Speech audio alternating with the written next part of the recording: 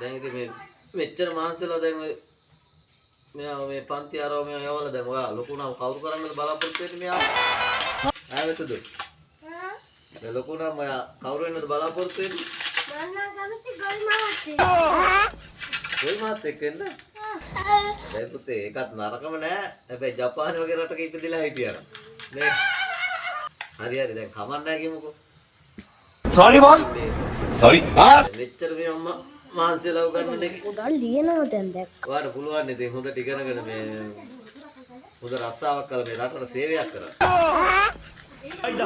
සින්තාත්තේ ඔය කතාවක් තියෙන්නේ මඩ සෝදාගත් කල ගවියා රජකමට සුදුසුයි කියලා.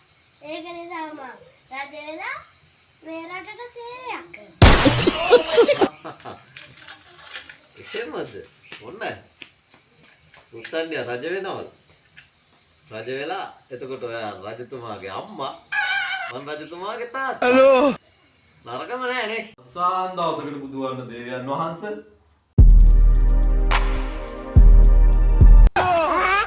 පුරෝහිත.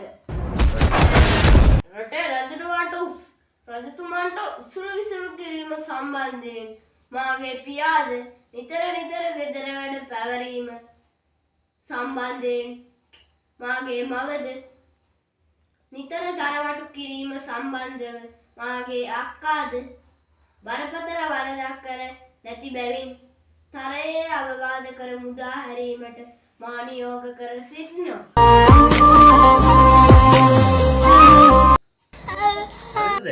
හරිද දැන් වැඩේ? තව කරනවා. ඔය කරලා තියෙන හොඳට.